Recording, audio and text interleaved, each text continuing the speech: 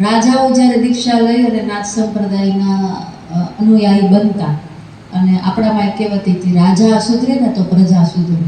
તો વિચાર કરો કે ભાઈ રાજાઓના રાજાઓ નાથ સંપ્રદાયમાં દીક્ષિત થતા અને નાથજીઓને પોતાના ગુરુ બનાવતા, પછી આપણને શું થયું, હવે ક્યાં કાંઈ મહેનતની જરૂર છે. તો આપણે જે પ્રચાર પ્રસાર હતો ને છોડી દીધો, બહાર સમાજ માટે તો છોડી દીધો, અંદર આપણી પેઢીઓ માટે પણ છોડી દીધો. તો ધીમે ધીમે લુપ્ત થઈ ગયું. આ જગ્યાના જ કેટલા કિસ્સા છે, આ સ્થાનના જ વર્ષો જૂનું સ્થાન છે, હેરિટેજ કહી શકાય. તો એટલી જ કિસ્સા અને કહાનીઓ ભરેલા છે ને.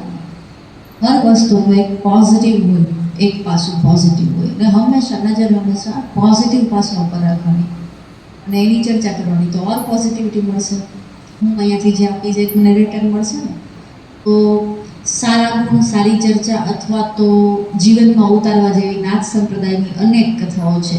એક શરૂઆત કરતાં પહેલાં જ આપણે એક સંકલ્પ કરીએ કે ભાઈ હવે પછીથી આપણી આવનારી જે આગલી જનરેશન છે ને, એમને આ વાર્તાઓ કહેશું. બેડ ટાઈમ સ્ટોરીમાં આપણે કોઈ સિન્ડ્રેલાની વાર્તા નથી શીખવી. આપણી પાસે નાથ સંપ્રદાયની વાર્તાઓ એટલી હોવી જોઈએ કે રોજ એક નવી વાર્તા આપણું બાળક સાંભળી શકે. થઈ શકે? થોડી થોડી મહેનત કરશું ને. અમે અમારો સંઘ નેપાળમાં ભણે છે ને. નેપાળમાં મત્સ્યેન્દ્રનાથજીની જાત્રા, આપણી જ ભાષામાં શબ્દ છે, અને રાતો મત્સ્યેન્દ્રનાથ આમ કરીને એમની જાત્રા નીકળે છે. જાત્રા શેના માટે છે? અહીંયા મત્સ્યેન્દ્રનાથજીના એક સેવક ભારતમાં આવેલા, ભારતમાં ગોરક્ષનાથજીને મળે છે, એમની સાથે થોડો ટાઈમ રોકાય છે, એમની સેવા કરે છે. પછી એમ કહે છે કે ભાઈ મારું નામ બસંત છે, હું નેપાળથી આવું છું, મત્સ્યેન્દ્રનાથજીનો અનુયાયી છું, એમને માનું છું, તમે એક વખત મારે ત્યાં નેપાળ આવશો? થોડા સમય પછી ગોરક્ષનાથજીને આ વાત યાદ આવી, પોતે નેપાળ યાત્રા ઉપર હતા, એ બસંતને ગોતીને એને મળવા જાય છે કે ભાઈ મેં વચન આપેલું છે તે સમયે તો હું એક વખત તારા ઘરે પધારીશ. એમને ખૂબ સેવા કરી મત્સ્યેન્દ્રનાથજીની, અને પૂરા નેપાળ યાત્રા દર્શન કરીને સાથે સાથે રહીને એમનું જમવાનું, એમનું સુવાનું, બધી વ્યવસ્થા.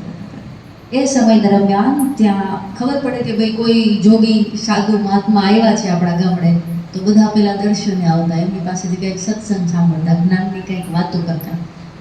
તો એવા એક સમયે આવી રીતના જે સભા ચાલતી હતી, તો માતા અને દીકરો એવા બે રડતા રડતા દોડી ગોરક્ષનાથજીના પગમાં પડી જાય છે અને ખૂબ રોવે છે. એટલે પૂછે છે કે શું તમારી તકલીફ છે ને શું કામ રડો છો?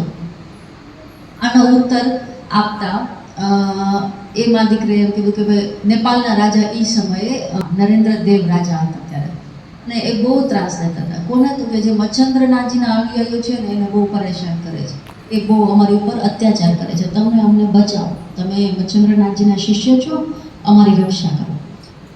આટલું સાંભળી અને ગોરક્ષનાથજી એક સંકલ્પ કરે છે કે તમે ફોટો જોયો હશે, એમના આસન નીચે 12 નાગ છે, જીવિત નાગ છે એમના આસન નીચે. આવો કોઈ ફોટો ક્યારેય ગોરક્ષનાથજીનો જોયો હોય? એ 12 મેઘ છે. 12 મેઘને બાંધી અને નાગનું આસન બનાવી અને ગોરક્ષનાથજી તપસ્યા કરવા માટે બેસે છે, અને એવા સંકલ્પ સાથે જ્યાં સુધી હું અહીંયા અમારા આસન ઉપરથી ઉઠું નહીં ને ત્યાં સુધી વરસાદ નહીં પડે. અરે મેઘને બાંધી લીધા. 12 વર્ષ સુધી નેપાળમાં વરસાદ નહોતો પડ્યો. પછી આપણને થોડી પીડા થઈ એટલે આપણે કારણ ગોતવા નીકળીએ ને કે થયું શું. કોઈ ભુવા પાસે જાય, કોઈ જ્યોતિષ પાસે જાય, તો એમના જે રાજગુરુ હતા ને એમની પાસે એને આ પ્રશ્ન મૂક્યો કે ભાઈ આ કુદરતી આફત નથી, કેમ કે 1 વર્ષ, 2 વર્ષ, 3 વર્ષ દુકાળ પડે, 12 વર્ષથી વરસાદ ન થતો, રાજનું ધનય ખૂટી ગયું, હવે શું કરશું? ત્યારે એમના જે ગુરુ છે ને એને તંત્ર વિદ્યાથી જોઈ અને એમને જણાવ્યું કે કોઈ ગોરખનાથ કરીને મત્સ્યેન્દ્રનાથજીનો શિષ્ય છે અને એને સંકલ્પ કર્યો છે અને આસન લગાવી દીધું છે કે જ્યાં સુધી એ બેઠો છે ને ત્યાં સુધી વરસાદ તો નેપાળમાં નહીં પડે. અને એની સમાધિ ક્યારે ખુલે કેમ ખબર?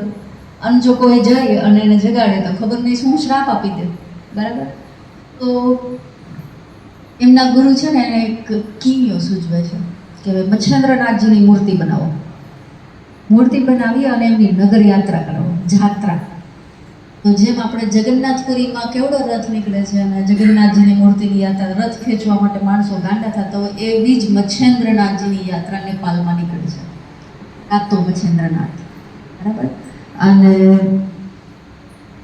પાલખીની સાથે સાથે એમની પાછળ ગોરક્ષનાથજીની પણ યાત્રા નીકળે, બે રથ ગુરુ શિષ્યના નીકળે છે. આ જાત્રાને આખા નેપાળમાં ફેરવવામાં આવી. પછી ધીમે ધીમે રથ છે ને ગોરક્ષનાથજીની સામેથી નીકળ્યો. સ્વાભાવિક છે, એમના ગુરુની મૂર્તિ છે ને એમને સન્માન આપવા માટે એને ઉઠવું જ પડશે પ્રણામ કરવા માટે. ગુરુજીની મૂર્તિ જોઈને ગોરક્ષનાથજી ઊભા થયા એટલે બારે મેઘના આસન હતા એ છૂટા થયા. એ બાબતથી આજ પણ નેપાળમાં ગોરક્ષનાથજી અને મચ્છેન્દ્રનાથજીને યાદ કરી અને ગુરુ શિષ્યની એક જાત્રા નીકળે છે.